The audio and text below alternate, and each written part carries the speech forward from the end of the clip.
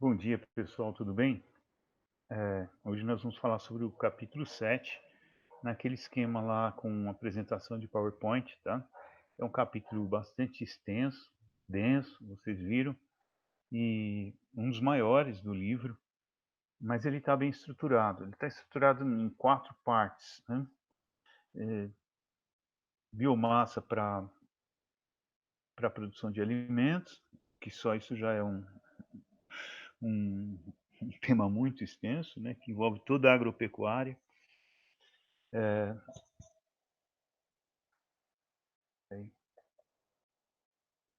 Segunda parte, biomassa para a produção de energia. Terceira, biomassa para a produção de outros fins, por exemplo, indústria moveleira, papel, celulose. E, finalmente, biomassa relacionada à preservação ambiental. Tá ok? Então, vamos lá. Essas quatro, eu dividi assim, porque essas quatro dimensões, elas disputam território o tempo todo no país, né?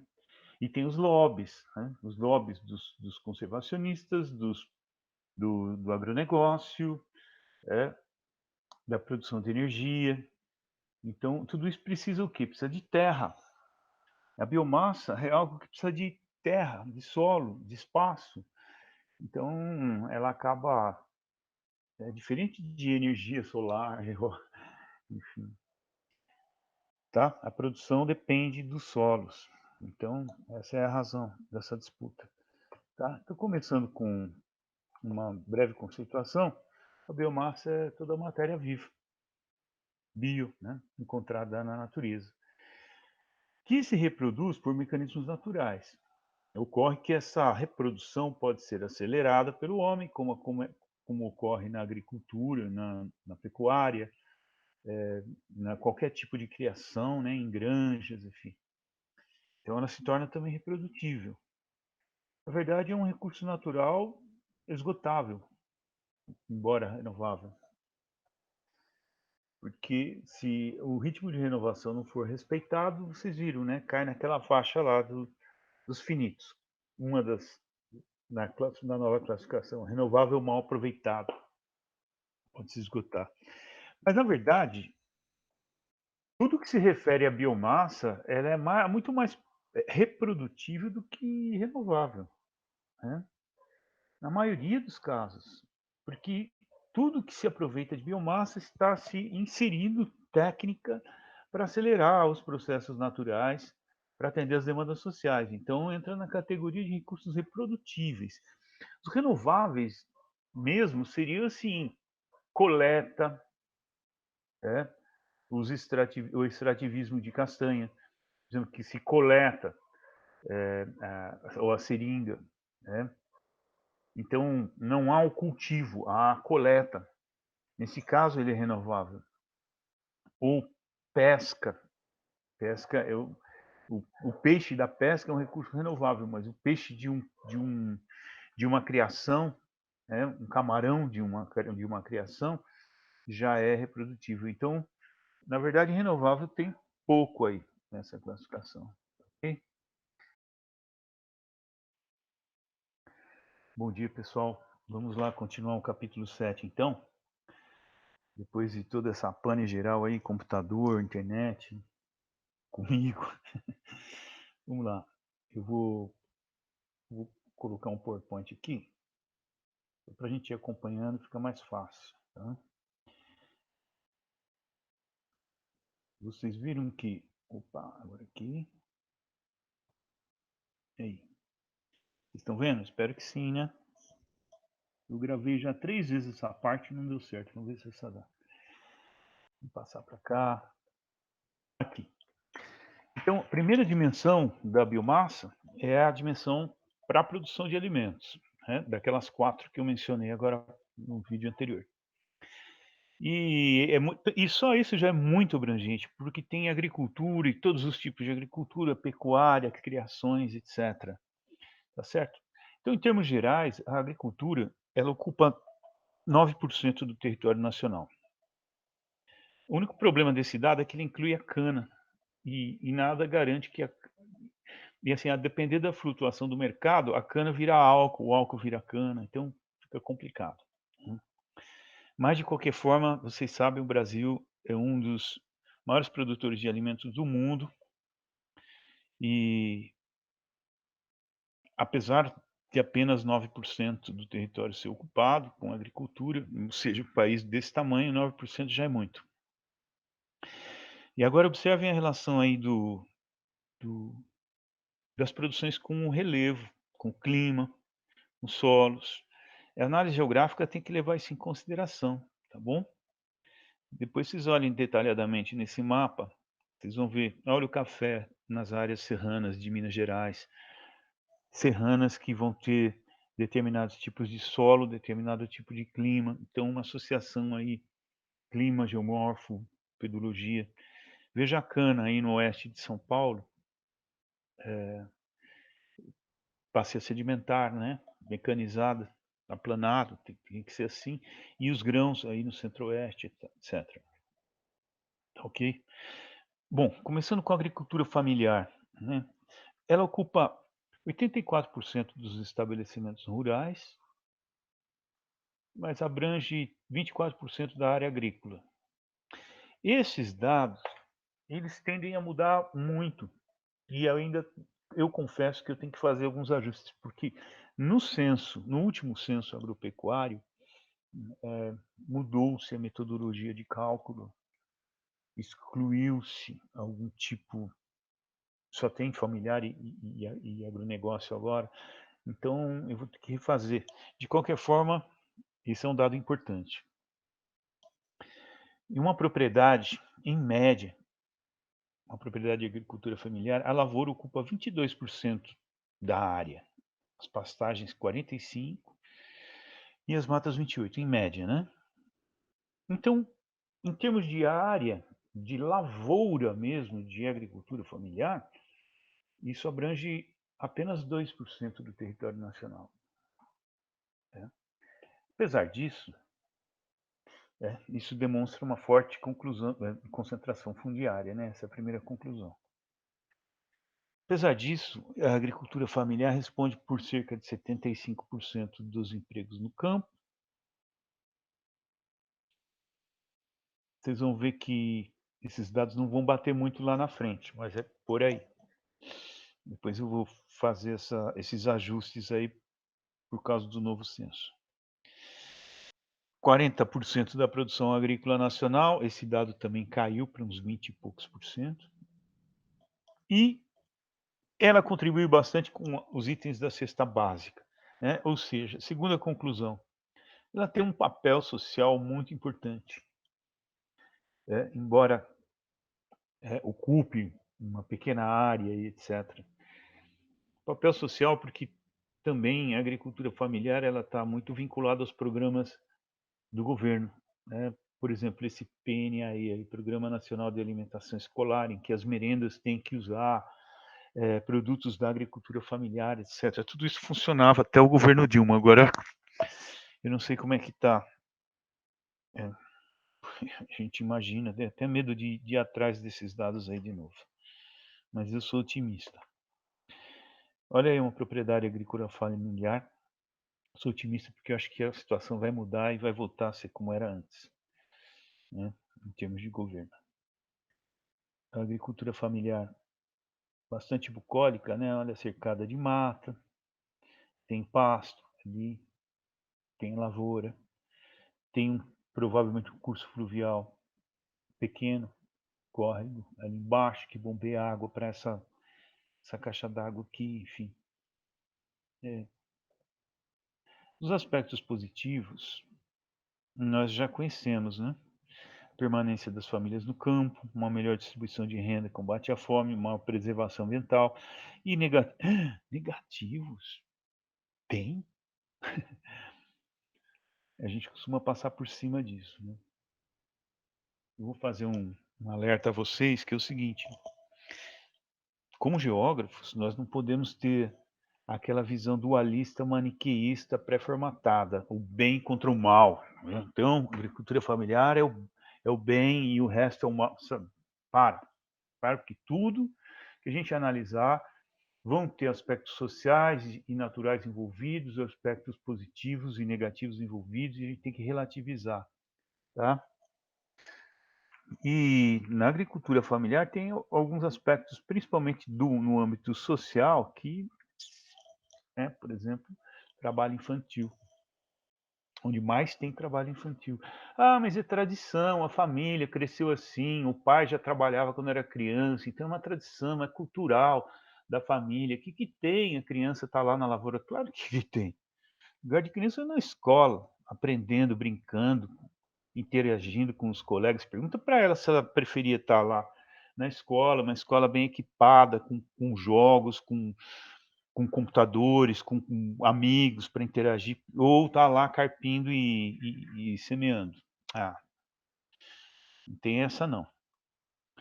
E aí, por consequência, o analfabetismo também acaba sendo maior, né, no campo, e baixa receita. O IBGE mede isso. Tem lá no livro quantos por cento dos proprietários de propriedades familiares alegaram não terem tido renda, ou terem renda muito baixa, assim, 0 a 0, praticamente. Está lá no livro. O agronegócio, por sua vez, ele tem um caráter industrial, mecanizado, etc., estruturado em grandes propriedades, tudo isso vocês já sabem. Né? Agora, o que vocês têm que estar sempre, né? Ele só é viável assim, em áreas assim, de bacia sedimentar. Por isso que os grãos, cana e grão, só invadem essas áreas.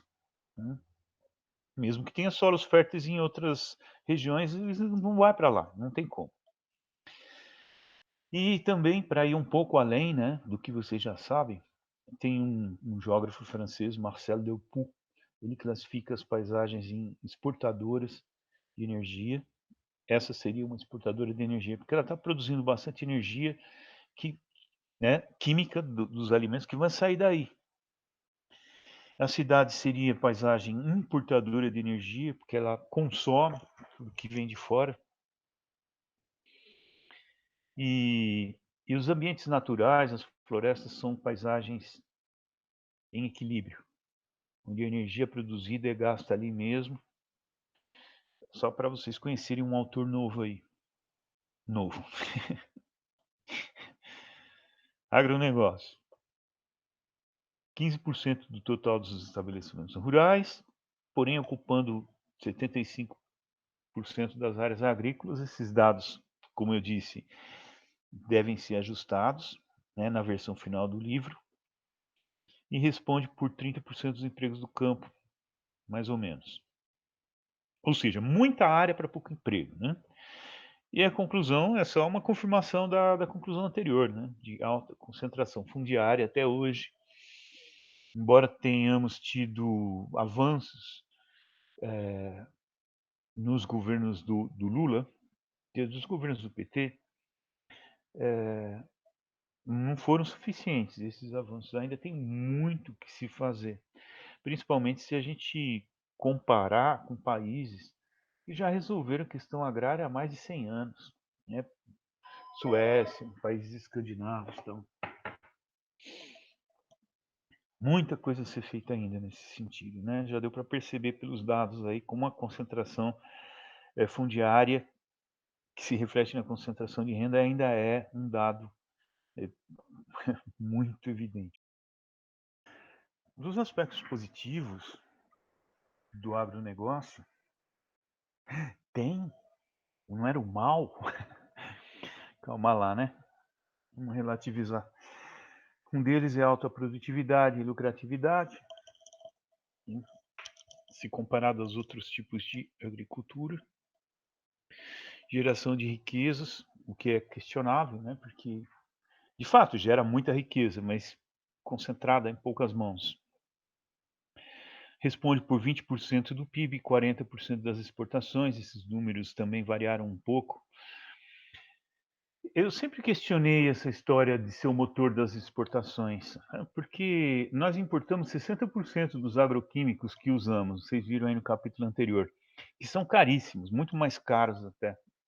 Então, se a gente colocá-los na conta, né, porque o agronegócio é responsável pela importação de agroquímico em grande quantidade. Né? Bom, enfim, Mas, de qualquer forma, vocês têm visto aí que o agronegócio é o único setor da economia que está crescendo nesses tempos de Covid. Todos os outros setores da economia estão se enfraquecendo, à exceção da agricultura e pecuária. As safras de grãos estão batendo recordes, tanto de soja quanto milho. Algodão, recorde essa última safra. E as disputas comerciais entre Estados Unidos e China acabam beneficiando muito, né, o agronegócio aqui, porque a China está começando a impor restrição de importação de carne dos Estados Unidos, principalmente carne de porco, que eles consomem muito. Isso certamente vai beneficiar os produtores brasileiros. De qualquer forma, é um setor, com tudo que a gente pode ver de negativo também, que vai dar uma segurada aí na economia para a gente não entrar numa recessão muito forte. E estímulos a pesquisas e desenvolvimento tecnológico, não só em termos de máquinas, né, mas em termos de pesquisa científica em relação às espécies cultivadas. Hoje, por exemplo, é possível cultivar trigo em áreas onde o clima não é muito favorável, né?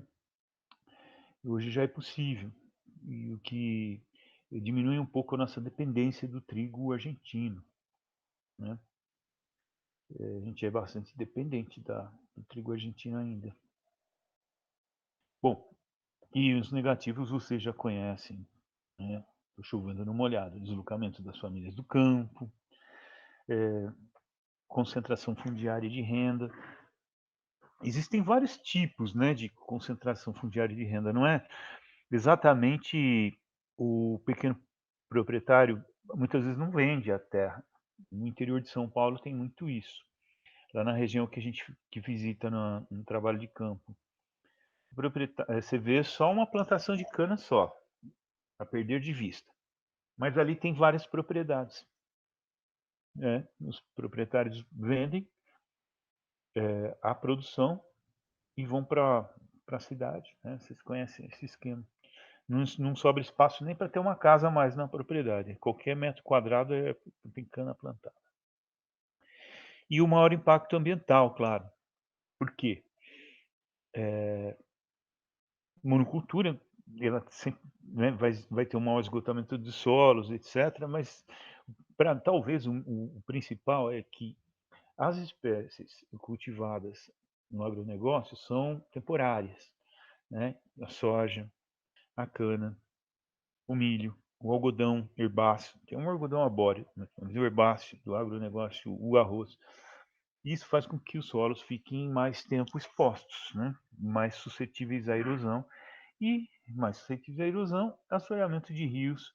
Então, os rios são afetados tanto por contaminação, muitas vezes, quanto por assoreamento. Olha só o rio Araguaia, na divisa de Goiás com Mato Grosso. É um rio enorme, mas você vai até lá no meio, a pé, em algumas épocas, né, tamanho é um assoreamento e, e enfim, está no meio do agronegócio. Agora a gente vai falar um pouco sobre outros tipos de agricultura, tá bom? A agroindústria familiar, olha só, há muita coisa entre o bem e o mal. A agroindústria familiar, ela é uma agricultura familiar com maior incremento técnico, né, com aquisição de maquinária agrícola, técnicas de plantio mais eficientes, etc. Isso não está contabilizado dessa forma no censo agropecuário, não. O impacto socioeconômico positivo, qual é o maior?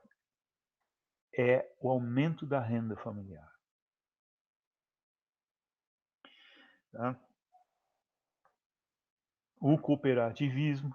O cooperativismo é muito interessante. Eu acho que isso dá assunto para várias pesquisas, TGI, mestrado e doutorado, porque é muito interessante algumas formas de cooperativismo. Vocês têm lá no livro alguns exemplos, mas tem desde os menores até os maiores, envolvendo vários estados, né, como as quebradeiras de coco, que envolve Piauí, Maranhão, etc. era no meio norte, né? Floresta de cocais. E o cooperativismo tem um maior apoio econômico, técnico e jurídico ao pequeno produtor. Né? Um impacto socioeconômico positivo, dá mais segurança, autonomia. Tem um negócio aqui, deixa eu pular aqui, ocultar. Olha lá, o mouse não está funcionando. Tá. Aqui. E representatividade e aumento de renda. Essas são as quebradeiras de coco do babaçu, né? Elas são muito famosas. É um exemplo assim, que deu muito certo. Elas lutaram para ter acesso a isso, porque os fazendeiros não deixavam. Nossa, é uma história bem interessante. Essas mulheres são heroínas. E elas conseguiram um aumento de renda, conseguiram se organizar, conseguiram representatividade. Depois não sei que pé que está agora, tá? Vocês vão lá ver. São os produtos do babaçu. O babaçu, nossa. Putz, tem uma série de produtos. Desde farelo, óleo, a palha, sabonete e o biodiesel, né? Uma planta muito oleaginosa.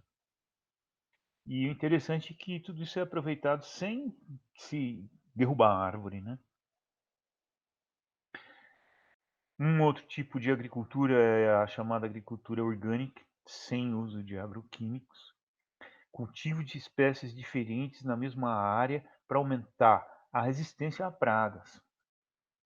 As pragas são combatidas de forma natural e obviamente, aumentando o lucro também. Dá uma olhada, ela é no entorno florestado. A diferença entre agricultura orgânica e agroecologia, né? Muita gente acha que é a mesma coisa, mas não. A agricultura orgânica ela é praticamente a não utilização de insumos químicos. Né? Já a agroecologia ela tem uma perspectiva mais ampla da propriedade como um todo, né? Visando a preservação do ambiente, do bem-estar das famílias, uma agricultura familiar socialmente justa, etc., ecologicamente sustentável. É um conceito mais amplo que vocês têm definido aí no livro, que é um conceito dado por uma técnica da Embrapa, que eu coloquei aí no texto de vocês, tá bom? Só para alertar que não é a mesma coisa. A hidroponia é um outro tipo de agricultura. Ela tem suas limitações, né? Ela tem suas vantagens, prós e contras da hidroponia. Ela é mais dependente de mão de obra, então ela na escala familiar ela fixa, né, as famílias na propriedade. Tem um crescimento rápido e maior produtividade. Tem um menor uso de agroquímicos, as plantas são mais protegidas, né?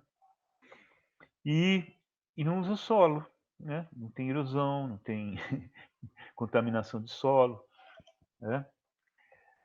E usa 30% menos de água do que em culturas irrigadas, porque é um circuito fechado, a água fica girando e distribuindo os nutrientes para as plantas. Os aspectos negativos da hidroponia, ela tem uma dependência permanente de energia elétrica, né, para fazer essa água ficar girando e tal.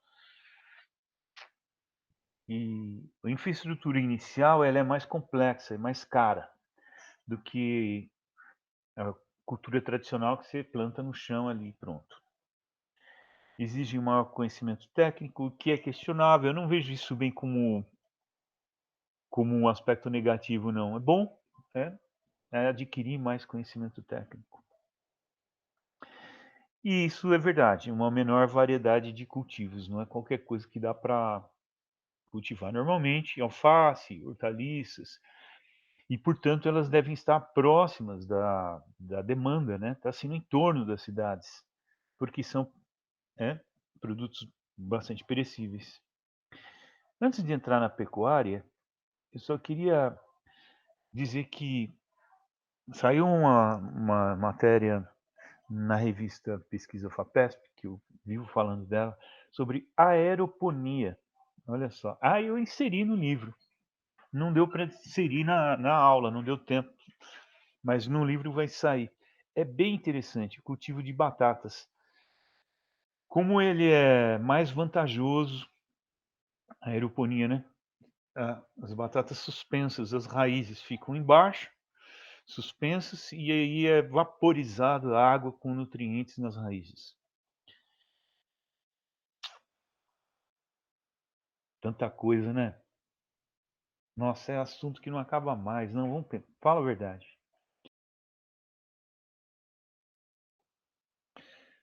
Vamos lá. Então vejam como é um assunto amplo, né? Só biomassa daria para escrever uns 3 livros. Porque agora a gente vai entrar, por exemplo, na parte de biomassa animal para a produção de alimentos. Tem biomassa animal para várias outras finalidades. A gente vai ver, tá bom? Vamos lá, aqui.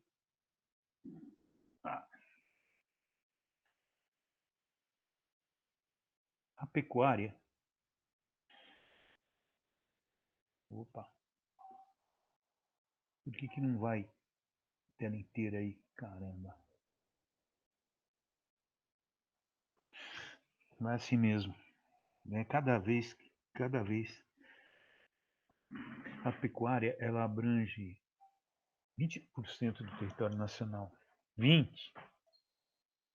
Lembra que a agricultura era 9? É mais do que o dobro. Sim, exerce pressão sobre áreas florestadas. Né? Tem aquela sequência. Tira-se a madeira, depois a pecuária, depois entra com os grãos. Essa sequência do arco do desmatamento. Né? São recursos naturais renováveis, mas sobretudo reprodutíveis, de biomassa alimentar. A gente está falando de recurso reprodutível aqui, tá bom? Essa é a pressão. Esse é o esquema. Né? A madeira, nobre, depois queima, depois o gado, depois o grão. Depois da soja aí começa a variar um pouco outras culturas, né? Como vocês podem notar no texto, isso está detalhado no texto, ok? Fácil, né? Ficar abrindo área, desmatando, em vez de aumentar a produtividade. Então, dá uma olhada nos rebanhos. Rebanho bovino. Tem mais boi do que gente aqui no Brasil, na verdade. Esse dado aí de 200 milhões já está um pouco ultrapassado. Dado de 2006. Certamente o censo agropecuário aí aumentou esse número. Tem mais boi do que gente. O maior exportador. Agora, a produção de leite é baixa, né? O maior rebanho do mundo e a produção de leite não corresponde ao rebanho bovino. Também o terceiro maior produtor mundial de aves, maior exportador de carne de frango em Santa Catarina, principalmente para o Japão. Tá, isso aí eu vou ter que dar uma olhada também, que saiu agora há pouco tempo aí o censo agropecuário, mas é por aí. Tá? E suínos, mais na região sul, dá uma olhada, suínos. Dá uma olhada também nos rebanhos, como eles diminuem nas áreas serranas e aumentam nos rebanhos bovinos. Eles diminuem nas áreas serranas e aumentam nas áreas de bacia sedimentar. Claro, você vai criar boi em área serrana, ele sobe e desce morro, ele vai ficar com a carne dura e vai produzir menos leite. Tem que ser em áreas planas. Por isso a Argentina, a carne argentina é também muito famosa, porque tudo em planície, né? Vamos lá. Outros rebanhos importantes no Brasil. Ovino, né, que são carneiros e ovelhas, caprino, bodes e cabras. De coelhos, não tem a palavra coelhino. Bubalino, de búfalos. Lá vai. Ai. Equino, asinino de jumento muares eu não coloquei. Estou mudando aqui de lugar que a bateria vai acabar. Aí. Por que eles estão separados? Porque não são biomassa para alimento, né? Pelo menos aqui no Brasil. O IBGE também faz recenseamento de patos, gansos, marrecos, perus, etc. Um monte de coisa. Não tem fim. O tema biomassa, olha que nós só estamos na primeira dimensão para alimentação, né? Não tem fim. Né? Aquicultura, não tem só agricultura pecuária, tem a aquicultura e maricultura, né? Que é o cultivo de organismos em condições naturais, parcialmente ou totalmente no meio aquático, tanto aquático em rio como no mar. Tá certo? A produção brasileira é muito incipiente. Considerando, por exemplo, 0,75% da produção mundial de pescado, com o tanto de rio que a gente tem, com o tanto de litoral que a gente tem. Não é um contrassenso? E tem a piscicultura comercial de lazer, né? Aí eu tenho a piscicultura e a pesca no mesmo lugar. Lembrando, é importante, pesca, quando o pescador sai para pescar, ele está explorando um recurso renovável, tá certo? Quando se cria, já vira reprodutível. Não só em relação a peixe, mas em ostra, camarão, tudo assim. Vocês têm lá no texto carnicicultura, que é cultivo de camarões em ambiente controlado, né? Já é reprodutível, não é mais renovável. Aqui temos a ranicultura, 2%, 0,2% da agricultura nacional, com uma produção de 600 toneladas ano. Quer dizer, culturalmente a gente não, não é muito chegado, não. Exige condições ambientais específicas aí. Né? Aqui a carcinicultura que eu tinha falado. Né? Um aumento do investimento e da lucratividade. Né? E podendo se introduzir espécies exóticas, porque os ambientes são controlados. Né? Estão vendo os tanques aí fechados. Ostreicultura. Santa Catarina, o maior produtor. Tem uma cooperação entre a Universidade Federal de Santa Catarina e os ostreicultores, o que deu muito certo essa parceria e tornou o estado o maior produtor exportador. Depois tem a mitilicultura, mexilhões, algacultura, apicultura, meliponicultura. É igual a apicultura, só que é uma espécie diferente de abelha. Uma tem ferrão e outra não. Outra é nativa brasileira sem ferrão. A com ferrão é africana, olha lá no texto, tá? Ou seja, só estou dando um panorama para vocês verem o tanto, né, de assuntos que tem para tratar. Biomassas para produção de energia. Eu vou continuar, não vou parar não.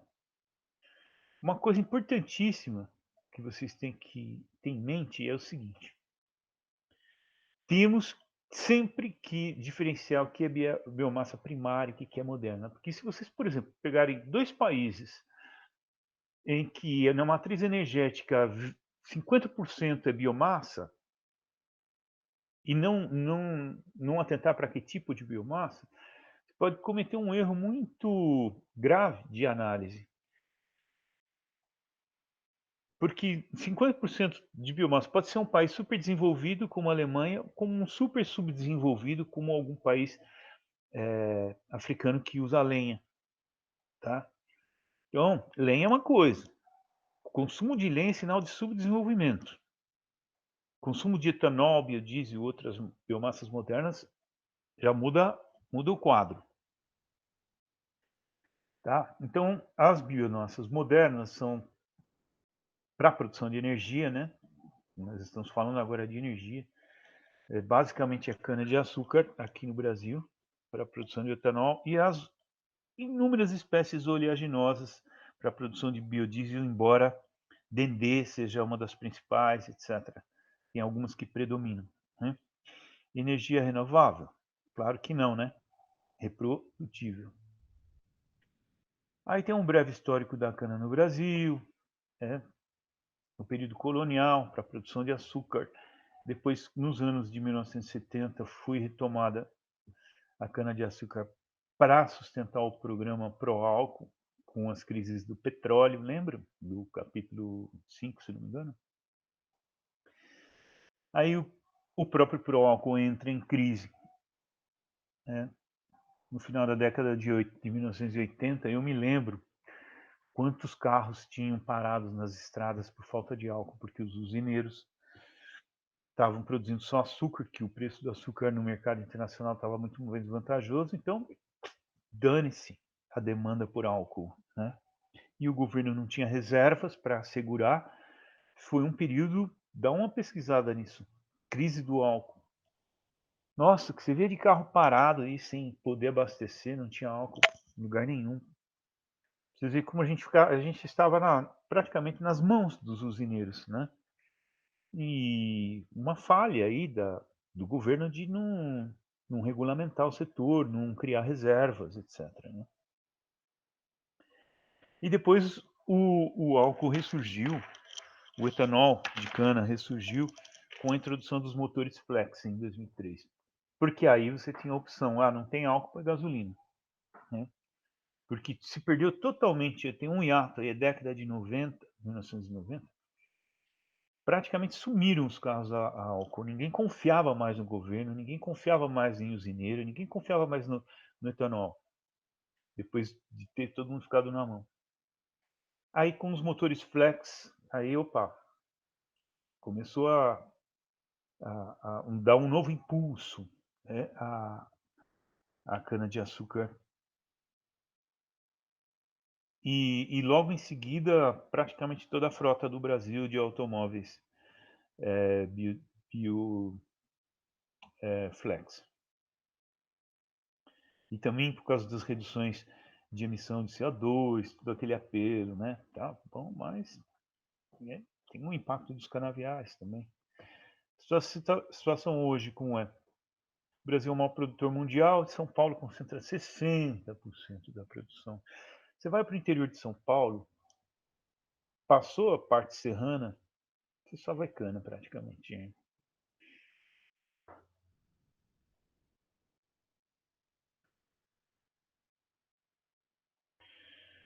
9,5 milhões de hectares, agora está em 10, se não me engano. 1% do território. Só para comparar, a soja ocupa 24 milhões de hectares. E as pastagens, 200 milhões de hectares. Então toma um pouco de cuidado com a história de que a cana está invadindo áreas agrícolas e desmatando a Amazônia. Isso é um pouco... Precisa tomar cuidado, porque a cana ela precisa, para se desenvolver, de uma estação seca bem definida. Por isso que ela se dá bem no Nordeste, no Centro-Sul. Na Amazônia, ela não vai ter um nível de sacarose suficiente por causa da umidade. Claro que há outras coisas pressionando a floresta, né? Mas não a cana, por enquanto. Potencial de expansão de 25 milhões de hectares em áreas de pastagens degradadas, sem concorrer com floresta. Dá para...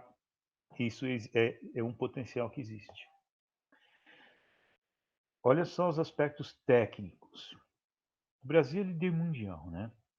Mas por causa do volume de produção, não só.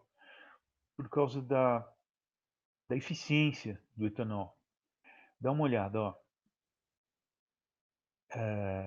7 mil litros de etanol por hectare de plantação de cana-de-açúcar. O Brasil produz. Em cada hectare de cana, produz 7 mil litros. A Índia, 5,2. A União Europeia, 5,4 com beterraba. e 2.500 litros só com trigo. Os Estados Unidos, 3,8 com milho. E a Tailândia consegue produzir 3.100 litros de etanol com mandioca. Ou seja, os Estados Unidos gastam uma unidade de combustível fóssil, aí saiu né, UN, uma unidade de combustível fóssil para produzir 1,4 unidade de etanol de milho.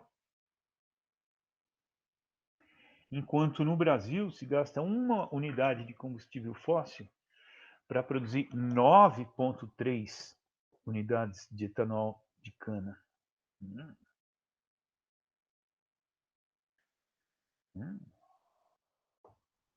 Aspectos socioambientais.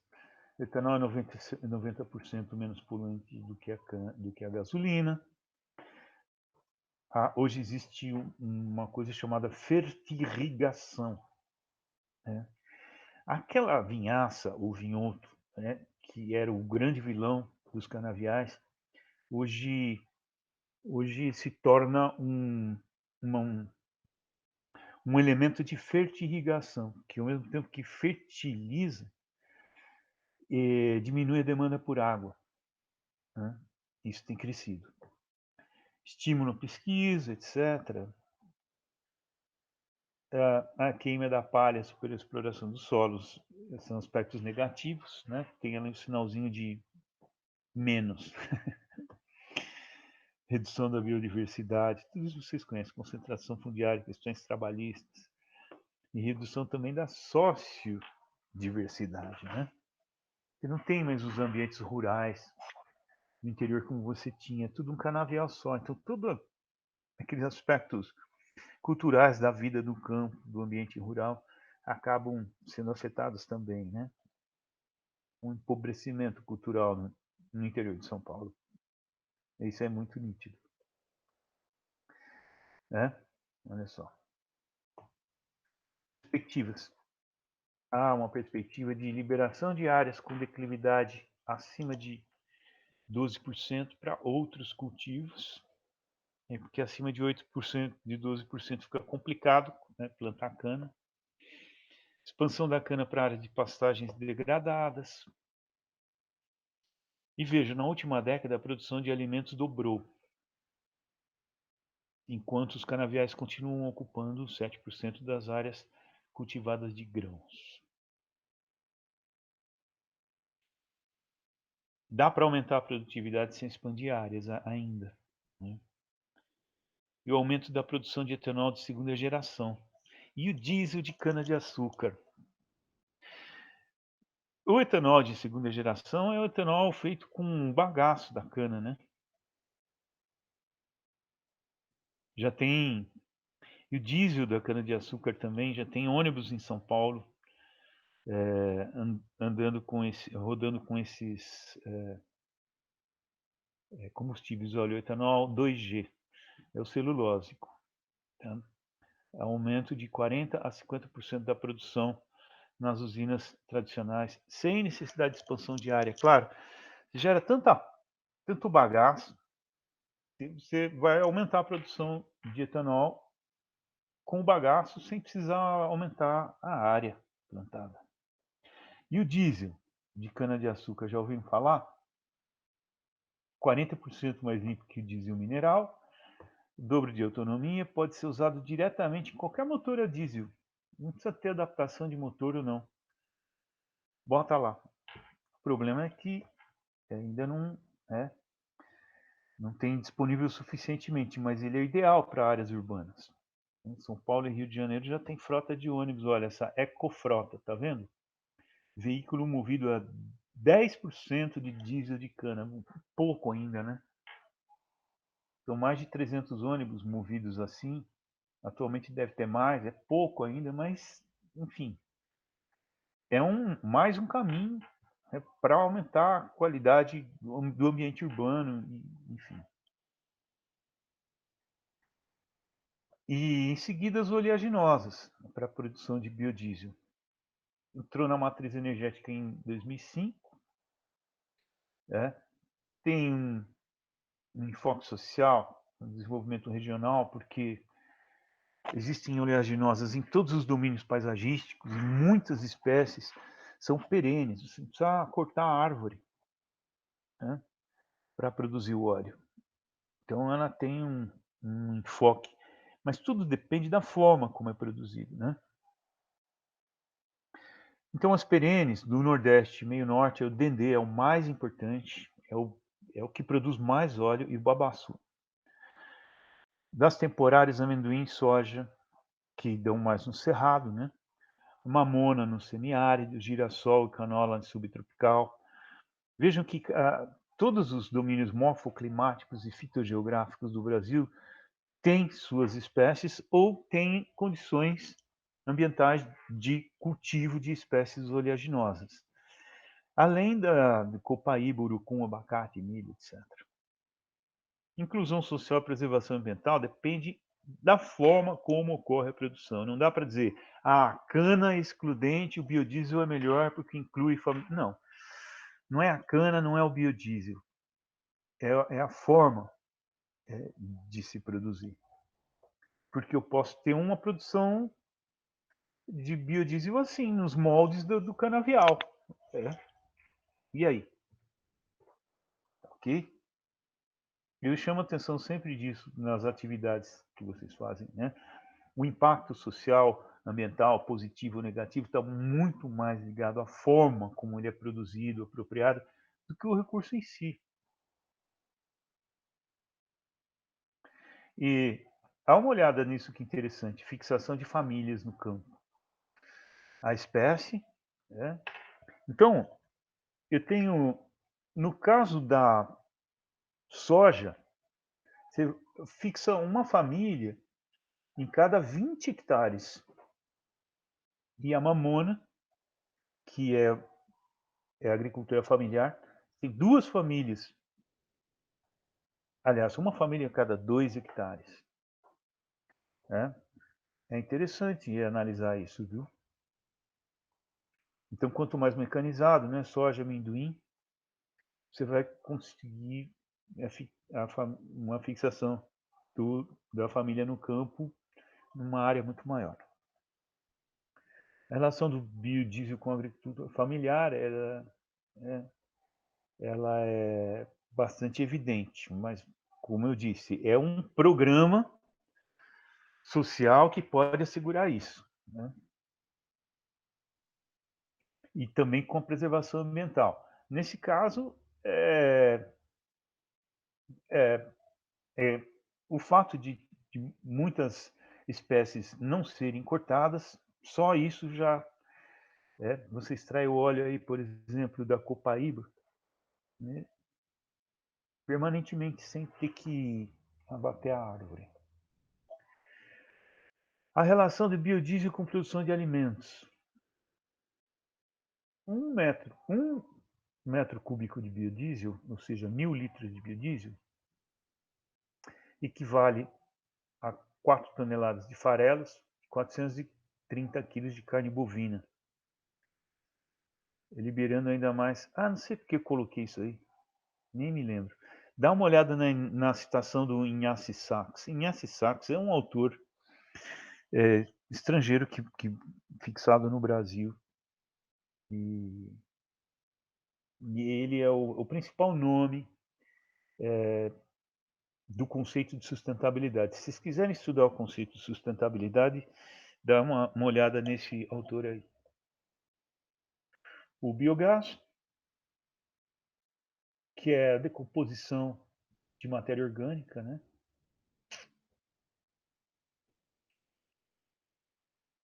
Ele é um recurso renovável porque pode ocorrer naturalmente, em pântanos, né? E reprodutível, porque você pode acelerar a produção do biogás em biodigestores. Por exemplo, tinha um projeto da Sembio, que é Centro de Referência de Biomassa da USP, fica lá no IEE, que eles tinham um projeto para que todo o esgoto produzido pelo CRUSP iria para biodigestores para produzir gás para cozinhar a comida do restaurante da Cosessa. É um projeto da USP.